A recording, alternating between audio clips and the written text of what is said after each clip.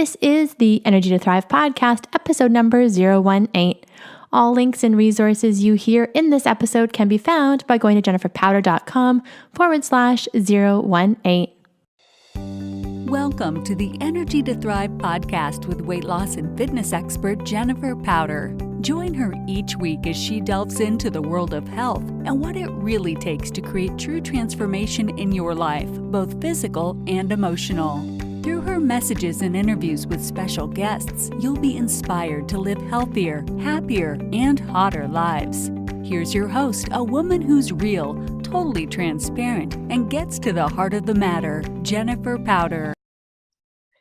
Everybody, I am so thrilled for you to be listening to this episode of Energy to Thrive because I have a dear guest on today who I've actually known for quite a long time. Andrea, welcome to this podcast. I'm so excited to interview you. Thank you for having me. Oh my gosh, we go back to the beginning of time of online businesses. It is. It's so true. It's little baby businesses. And now look at you, the author of a second book. So Andrea Owen is the founder of Your Kick-Ass Life. She's written 2 books now, and we're going to be digging in and talking about how to stop feeling like shit, which is the title of her new book. So I just want to dive right in because the whole title is basically how to stop feeling like shit, 14 habits that are holding you back from happiness. And I want to start off with asking you why you wrote this book. That book, and it's funny, when I wrote my first book, I told myself, like, there's no way I'm writing another one ever. Everything I know about personal development is in this book. Go read it. I'm done. And then what ended up happening is they say, the people, that we don't write books, that books find us. And so I really sort of surrendered to the fact that maybe I would write another book. And how it came about was I'm certified in the work of Dr. Brene Brown. I got certified in her work in 2014. And the whole concept that she calls the armor really fascinated with me because it resonated with me personally, and it's something I saw in all of my clients and friends and humans. Yes. So what that is, it's the behaviors that we engage in that we do in an effort to try to protect us from criticism and from judgment and other people's opinions and feeling left out and all of these things that are hard to experience. So this is the perfectionism, the people-pleasing, the self-sabotage, isolating and hiding out for some people, numbing, overachieving, just to name a few of them. And when I would talk about these behaviors, I would always say, these are the things that end up making us feel like shit. And hence the title of the book. And I wanted to write about it because they are so common.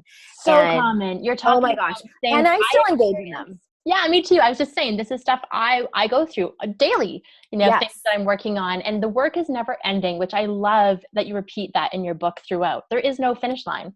I didn't want this to be a book where it's like, here's all the things you're doing wrong and you need to fix them in order to be happy. So I make it really clear in the introduction that these are normal behaviors that we do and that we've been doing for decades. What I want the win to be for women is that you recognize them quickly when you're engaging in them, know that they are not for the greater good of who you want to be, so that you can get out in front of them quickly and choose something else. Yeah. Yeah.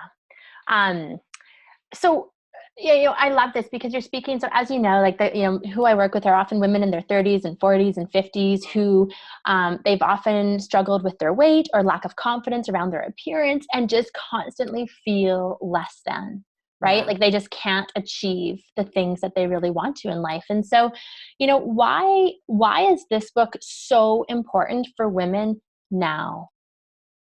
I think that I know that we live in a culture that thrives off of us not feeling good about ourselves. Like our economy does better when we think that we are not enough because we buy more things in order to feel better. And I think that if all of our mindsets shifted, that things would really change. And one of the things that I talk about in the book, and that I've talked about since the beginning of time, I mean, you've known me since 2009, I think it was 2010, is negative self-talk. And that's the very first chapter of the book. And, if people listening walk away with nothing today, I want them to walk away with this. And taking inventory of the way that you speak to yourself is profound. And the way that you speak out loud about yourself too, because usually what's going on in our head is coming out through our behaviors and through the words out of our mouths. And that's where I would love people to start who don't feel good about themselves and who feel different is what are the thoughts that are going on in your mind,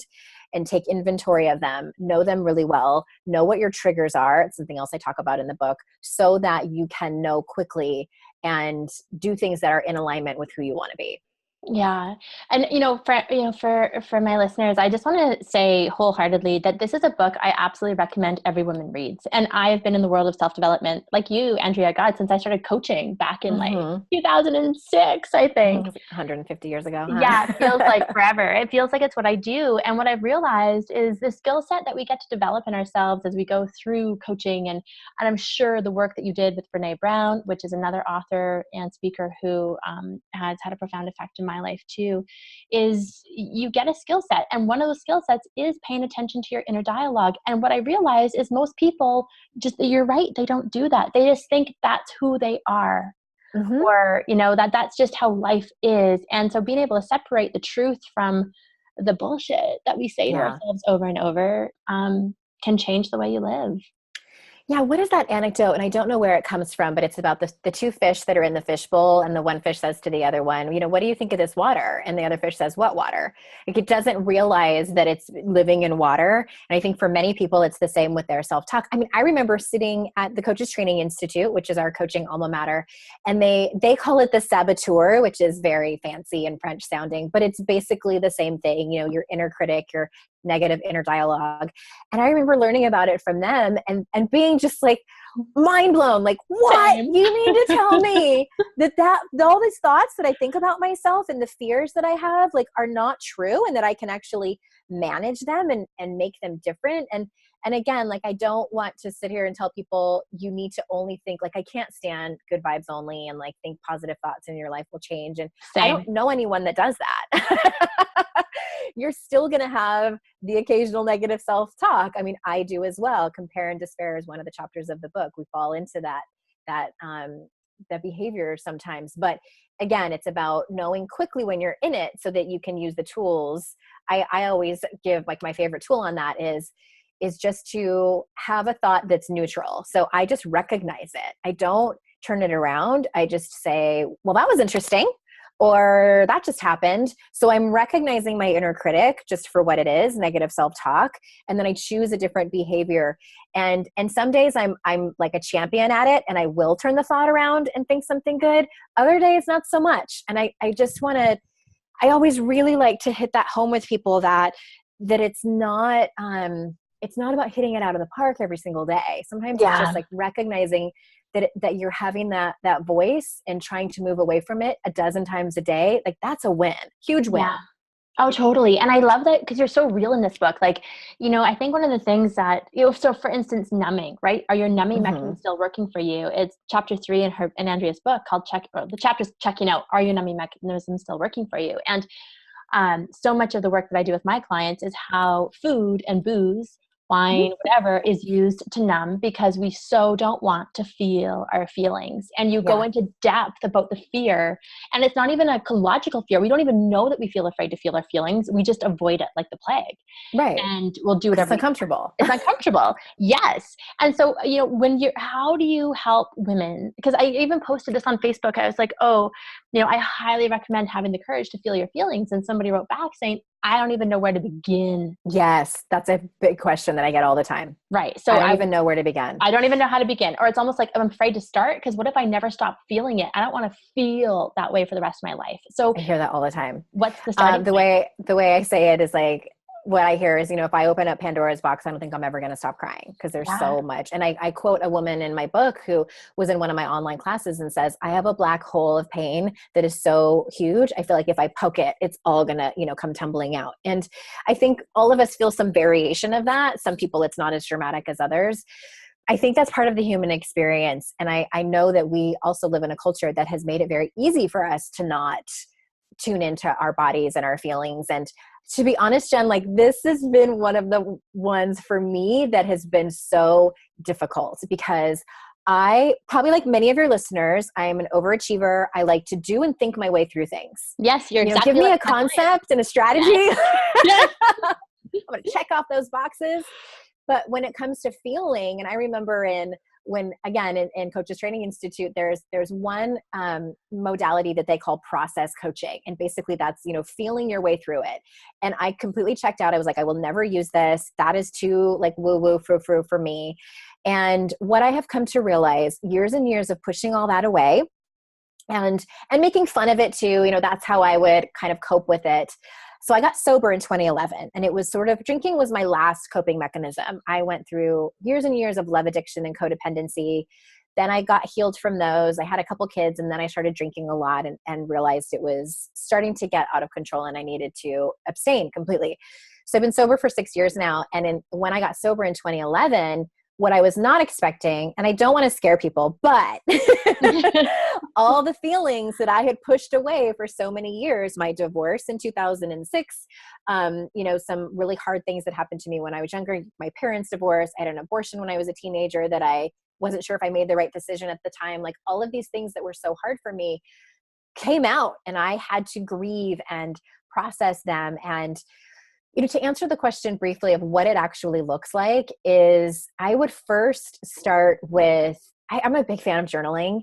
And I think that anger is one of those things that as women we avoid because it scares us, and we stereotypically don't want to be categorized as hysterical and things like that. And I'll tell you what, I had more than anger. I had full on rage over things that had happened to me, about how I had been treated, about so many things. And writing about it was so incredibly therapeutic. Kickboxing was helpful. Screaming in my car alone, crying my eyes out in my shower, crying so hard where I felt like I couldn't breathe. And I want to say one more thing about feelings is that this was kind of an epiphany for me, is that our bodies are the wisest part of us. Like our bodies know what to do. If anyone out there has ever birthed a baby, you know that your body knows exactly what to do. If you have ever thrown up in your life, exactly. you know that your body, sneezing,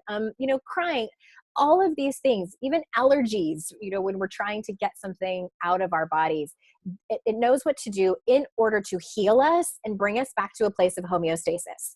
I love science. I know you do too, Jen. Yeah. I can get on board with that. Yeah. So when I put that in perspective of feelings, like, oh, you mean it's just my body's way of knowing what to do in order to heal me? Then it was like, oh, you mean my body needs to do this in order for me to be a better human. That was really helpful for me to start to feel my feelings. Amazing. So that's the thing I really want people to listen to, right? Like, yeah, Andrea, oh my gosh, so like you, like a divorce, there's things that can rattle you to your core. And sometimes you do need to go into a mode of survival, right? Like you need to survive to get through it. But the problem is once you're through it, you're like, oh, okay, that's over. I feel better. I don't want to go back and heal or deal with the pain or the trauma. And for me, that was for sure what the experience of divorce created. Yeah. If I had 2 little kids, and it's awful. And yet, if I didn't go back and heal that, I would have become like my mom. My mom is to this day still an alcoholic and never healed from the experiences she went through when she was younger. So I think it's about finding courage to do it. And then also don't do it alone. That's the other thing that you talk about is, it's who are your people, right? Yeah. Who are your people compassionate witness you mentioned. Mm-hmm. Talk about that, because so many people have fixers. You're doing it wrong. Oh, minimizers. Oh, honey, don't need to pay attention to. Oh, just don't even think about that, right? We have all these people who assume roles in our life because other people can be really uncomfortable with hard emotion. Yeah, they don't want to see us hurting. No, exactly. So, talk about a little bit about the compassionate witness. I loved that term. So it's really about finding the people in your life who you trust enough to share your shit with, really. And I think that we all have known people and even been that person who didn't really show up the best for somebody else. And you mentioned a couple of them, and I give some examples, like the one-upper, the person who you tell their story to, and they think that they're relating, but they're actually like trying to tell you how their pain is worse, or totally. The fixer. And if you're in a heterosexual relationship, then probably your male partner is the fixer. stereotypically that's what they are. And what I have learned too, I'm going to circle back to the compassionate witness, but I want to say this before I forget, is that what can be really profound in your relationships, whether it's your friendships or your romantic partners, is prefacing the conversation with what you need. And I don't know about you, but like in my 20s, I wanted my partner to just know what I needed. Like through osmosis or something. I thought he would like read my mind. Like, no, I want you to just I just want you to know like what I need. And I look back at that and I'm like, oh God, Andrea, that's not how the world works. That's not how people work. And I know that my husband is so grateful when something happens at work or something or with the kids where I'm feeling just, I need to be seen and heard for that thing. I mean, these aren't just like the everyday stories of, oh, they were out of lettuce at the grocery store. This is bigger things where I say, I'm going to tell you something that happened to me that was really rough. And all I need you to do is listen. Just put your phone down and listen to me for a minute. I don't need any advice. I just can you hear me out? And then I tell him, and he's so grateful that he knows in those moments, all he needs to do is listen and give me a hug. And sometimes if it's a really big thing, he'll say, I don't know what you need from me right now. Yeah. And I will tell him. Usually it's nothing. I don't need anything. I just needed to get it out into the world, into his ears and share it and be seen in my pain. And then it starts to dissipate. So that's really what a compassionate witness is someone that you trust enough that you can preface the conversation with that and they won't get defensive or they won't ignore you or whatever. And what I hear a lot from people is, why do I have to be the person to put in all the effort in, with my compassionate witness and with communication in general? Because I don't know, unless you live in a place, a Buddhist monk place where like everybody's into personal development. I don't know where these places are. I don't live there. I live in the rural South, it's not happening here, but most people don't speak our language. They don't. I've had to learn that over and over again. Yeah. My husband's been my biggest teacher. He's like, you forget that this is who you are. It's part of you. He's like, most of us aren't like this. Right. They don't. And so I think that like, welcome. You have to be the person to make the first move. You are the one who's been chosen on this path to better yourself and learn all of these tools to live your best life. It's on you. You can't sit here and complain like, oh, like I really want them to be the one to just know or start the conversation or be perfect in their reciprocity. And it's not going to happen. People are going to not show up for you and they're going to get it wrong and mess up. So it's about asking for what you need with kindness and grace as well, and showing, and also modeling what you want, showing up for those people. Yeah. It's such a vital part. And I think in our 20s, we're conditioned to think, oh, if they love us, they'll know what we need and want. And that's not love, right? Like that, I mean, it's mind reading. Yeah. And how else do you learn it except going through it and going, oh, that doesn't work. Exactly. But and half the time I think, well, how can that person know what you need and want when you don't even know what you need and want? And so self-identification of it is key. So shame, I want to go into this a little bit too, because obviously, you're training with Renee, and for people who don't know of her, she's an expert. She's written many great books now, all of which I recommend people reading. And the first one I read was Daring Greatly, and it changed a lot about my sort of self-awareness of myself. And so the 14 habits that you discuss in your book, I feel like shame is interwoven almost into all of them. So yeah, it is. And that's why I talk about it a little bit in the introduction of like, what does it have to do with these behaviors? Because what a lot of people know, I'm certified in that work, and I do, it's basically shame work is what it is. And it sounds a lot scarier than it actually is. It's also around courage and values and vulnerability and communication.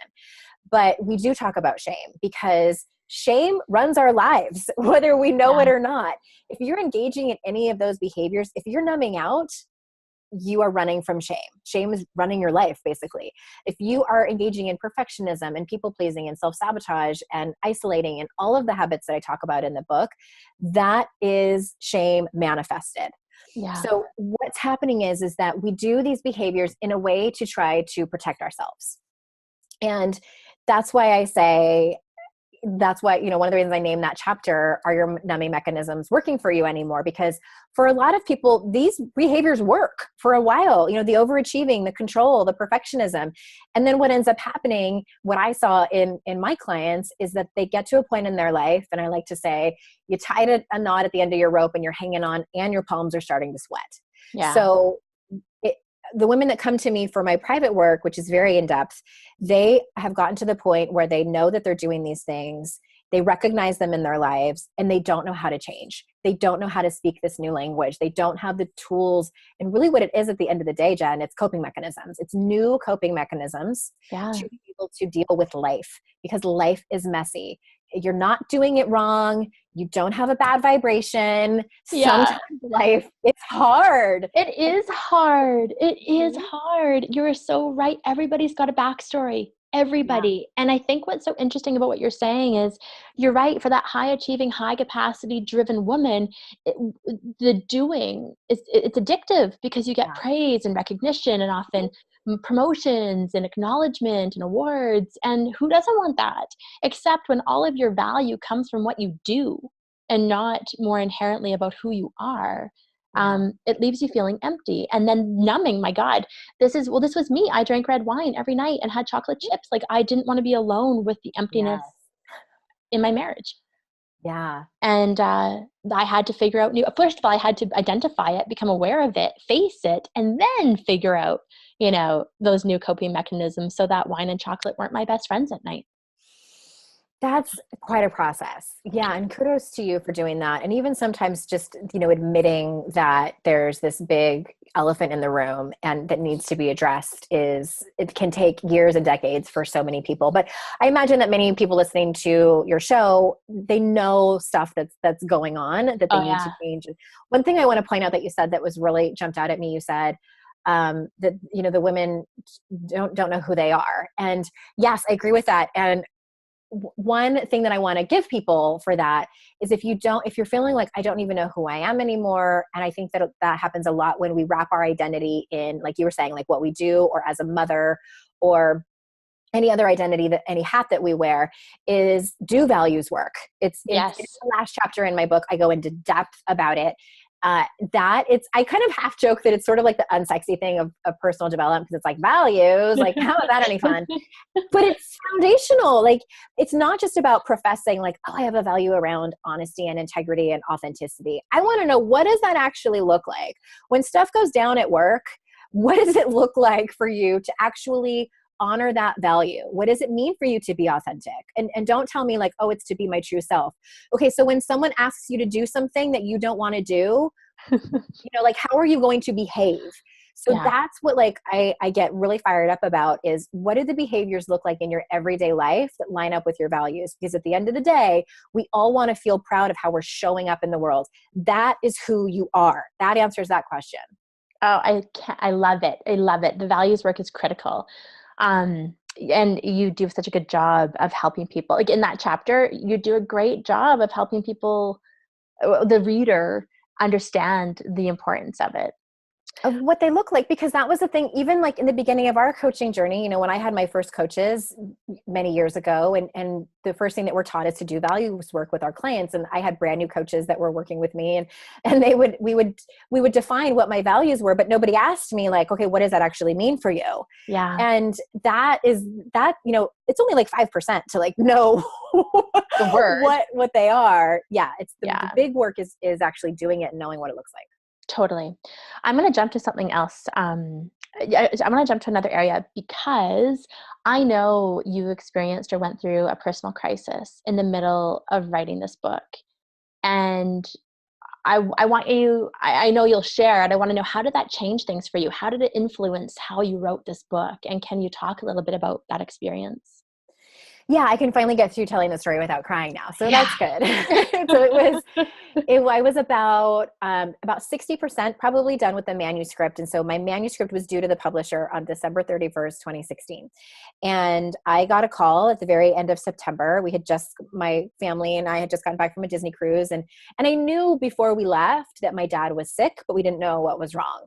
And I asked my stepmom, should we cancel our trip? And she's like, no, just go. We'll find out by the time you get back. So we got back end of September.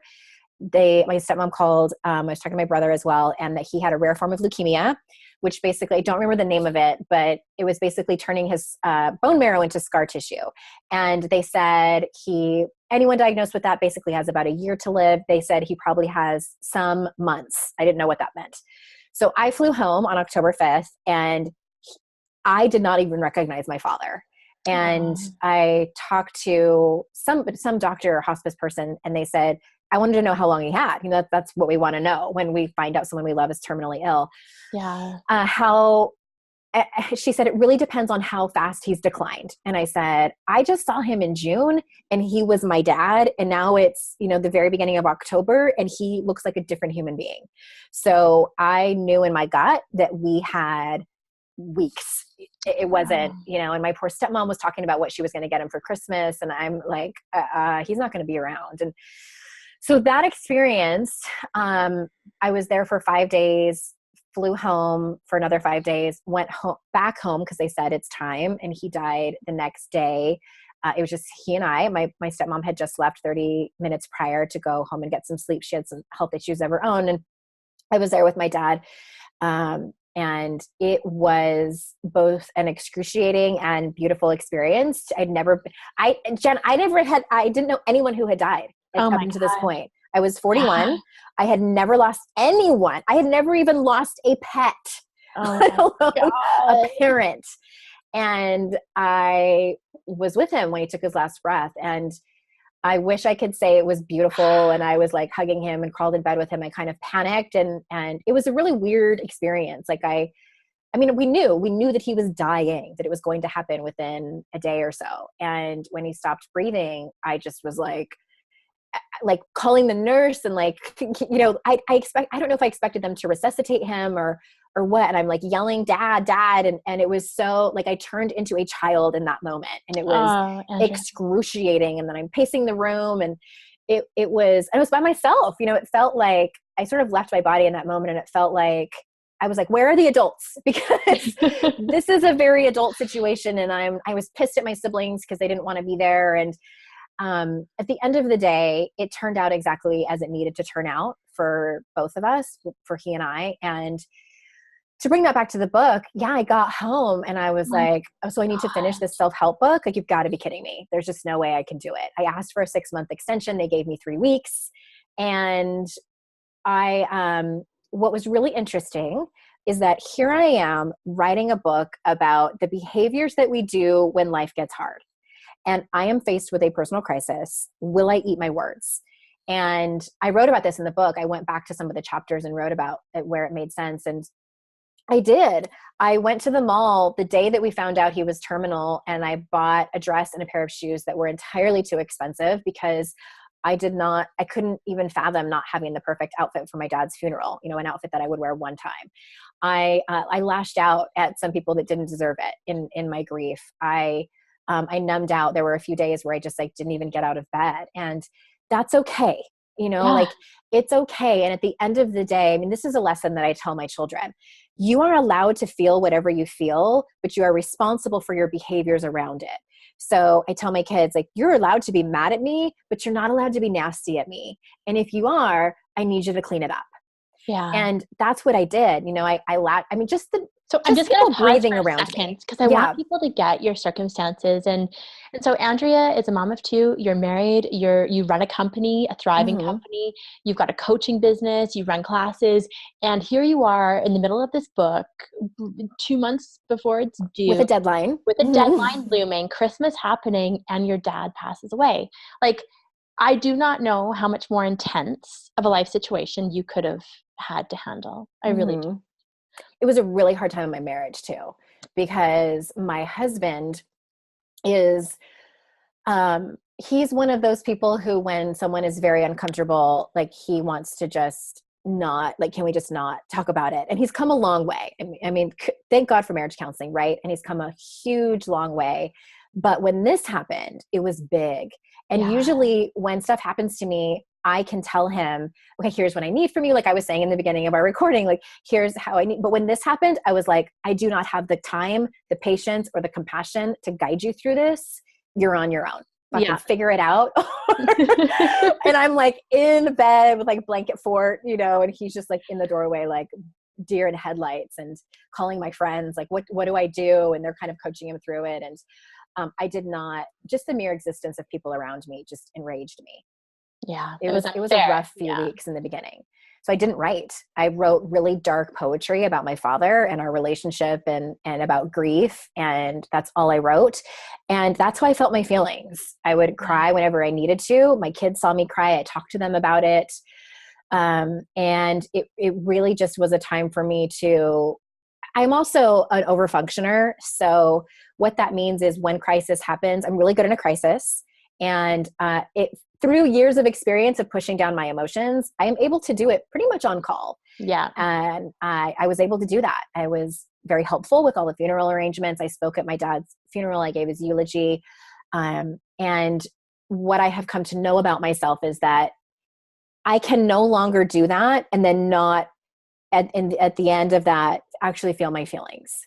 Yeah. So, and there were things that sidelined me that I wouldn't think would sideline me. Like it wasn't his birthday or Christmas. It was, I saw someone flying a kite and I was like, brought back to being 7 years old. And my dad, this is the part where it's going to make me cry, like of him teaching me how to fly a kite and like running through the park and that it was things like that like things that you don't expect. And so all of this to say that grief happens, and grief is one of those things that we don't like to talk about because it makes us really uncomfortable. And I was one of them. You know, I didn't have time for your grief. I didn't have time for my grief either. And it was such a huge lesson that I'm so grateful for, of being able to trust myself enough that I'm going to get through this. I'm not, these feelings are not going to kill me. These feelings are not going to sideline me and make it so I can't function. And I know what depression feels like. And in my experience, I'm not going to sit here and say, I know that this is other people's experience, because I don't. In my experience, it was about knowing that I was in it and knowing that I was going to come out okay the other end. And that's how I got out of that. So all that to say, feeling your feelings is key. Well, and so I'm going to make the assumption that you also, you did what it took to meet your deadline too. I did. I met my deadline, the 3-week later deadline, pretty much to the day. And it was a lot of writing on the weekends and getting up at 4:30. But I gave myself that time when he died. I didn't write for an entire month. And trust me, I was on the phone with my editor crying and saying, I can't do this. So I'm going to both acknowledge you and use it as a teachable moment, right? So like, first of all, you showed, how do I say it? You did what you needed. Like you showed up for yourself. You must have had such a also heart-burning desire, passion to get this book out into the world, because if you're deep knowing how it was going to change thousands, hundreds of thousands of people's lives. And so what I find is that so often we can go right back to justifiable excuse making about why we don't push through and do or achieve the thing we really want to achieve. Yeah. And you had every possible justifiable reason in the world to just shut down and not get this book out. And you didn't. And I'm saying that because so often I hear, well, I was busy, or it was Saturday, or my kids were sick, or I had to stay late at work, and it becomes the rationalization for not doing the work. Mm-hmm. And each one of your habits around what's holding you back from happiness are going to help a listener change this. And you modeled it so amazingly yourself. Thank you. Well, I mean, full transparency, there was like in those first couple of weeks, I was like, I don't give a shit if this book gets done. Yeah. But really there's something to be said for being held accountable by a corporation that paid me a lot of money to do this. Deadlines. Yeah, exactly. So maybe in your work and what you've noticed along the way in developing your business and the countless women you've worked with, what do you think are the 2 or 3 most common habits? I think the most common ones are, oh gosh, so many of them. For your listeners, I always like to kind of tailor it for your listeners. I would guess overachieving, perfectionism, and numbing out. Those I would say are the most common. The one I love to talk about the most, that I think that doesn't get talked about enough, is the concept of being strong. Because I think that we wear that as a badge of honor. And again, a whole chapter. It's one of the habits because we feel like being strong is going to protect us from feeling our feelings or from looking weak or from looking hysterical or whatever other labels that we have. And I actually, that chapter came to be when I was on Facebook, and it wasn't a friend of mine. It was like a friend of a friend had lost her child in a car accident that she was the driver in, and one of her children had passed away. Oh, and so many comments, and I'm reading the comments, and so many people were saying, stay strong, be strong. And it struck me because the opposite of that is what? Is to fall apart, is to actually, I mean, this woman lost her child. yeah. And I wanted to say to her, honey, if you need to fall apart, then fall apart. Find your people, find your compassionate witnesses, and fall apart. Yeah. And I want to turn the whole concept of being strong on its head and define it as being strong is feeling your feelings and working through grief. Again, we are uncomfortable with grief. And we tell people to be strong because we are uncomfortable in their grief. We are uncomfortable with our own grief of their situation. Therefore, we don't know what to say. So we tell people to be strong. And I want nothing to do with that. I think, yeah, I can't. I love it. The chapter title is Being Strong, the Elusive, Tough Exterior. And, that exterior, it's like the mask, or, when people say that they're fine, my acronym for fine is fucked up inside, nice exterior. Right? Yep, I love that. On the inside. So whenever I hear, oh, I'm fine, I'm like, oh, poor thing. Yes. Like, talk to me. What's going on, really? Because the shell and the mask, they don't serve you. And so, again, read everything in this book, but you could also go through this and just pick the chapters that you feel are really calling to you right now. Yeah, it's not meant to be read perfectly in order. And that's I don't like self-help books that are like that, because if I see a chapter that jumps out at me, and that's what I wanted for people, if you really struggle with overachieving or people pleasing, then jump to those chapters first. And then the very last chapter on values, I kind of wanted to put it in the front, but anyway, it ended up in the back because it's a huge solution to all of them. So definitely read that one as well. So if listeners could walk away with one piece of advice that they could implement or start today with, what would that be? I would probably tell people, and this is something a place I always want people to start, that your people are probably fairly familiar with, but that is taking inventory of your self-talk. The way that I like to do it is break it down into parts of your life. So it's body and appearance, which PS, everybody, for women, our body and appearance is our number one shame trigger. So there you go. Yeah. Body and appearance, career, romantic relationships, friendships, your past and your present. Maybe parenthood is another area for you, but write down what your negative self-talk is in those areas. If you have it, it's not an invitation to make up stuff if you have your job on lockdown or whatever, but what do you hear yourself say when you step out of the mirror and see your naked body, when you step out of the shower and see yourself in the mirror? And what happens when you get into another fight with your partner? What do you walk away saying, when you're not blaming him or her for it? But I invite people to do that again. So, it can kind of be the hardest step, but taking that inventory is huge because, again, like I've said several times, it's about getting out in front of it and knowing when it's happening and paying attention so that you can learn to be more compassionate with yourself and change that negative self-talk. Amazing. So you know what I need from you? I need you to share with listeners how they can find you, how they can get your book, where they can order it, all of that good stuff. And if you're listening right now and scrambling to write stuff down, do not worry. All of the information will be at the bottom of the show notes page on my blog. So you can go there and just hit podcast and you'll get the resources there. But Andrea, how can we find you? The best way to do that is yourkickasslife.com/free. And there's two options there. So if you just want to get to know me better, there's an option there. And if you want to buy the book and then get all the bonuses that go along with that, there's an option to do that and it'll walk you through it. So it's yourkickasslife.com/free. Awesome. And that will be on the bottom of the show notes. My friend, it has been so amazing to learn more about the process and the woman behind the book, which is always what I get excited about when I have an author on. And it's been amazing to hear you share. And I guess having I just finished this book late last night after starting it in October, and I highly, highly recommend it to everybody listening. And just want to thank you for coming on to my show today. Oh, thank you so much for having me. I've loved watching you grow in your business, and thank you for trusting me with your audience. I don't take that lightly, and thank you everyone for sharing this time with us. I'm so incredibly grateful. So one last favor to anybody listening is if you like this, please like it, share it, review it on iTunes. The more women who get access to interviews like this with real conversations about what real life can be like, the better we can do as women helping lift each other up. So that's just a request in there, please. And other than that, I will see you on the next show. Thanks for listening, everybody. Bye for now.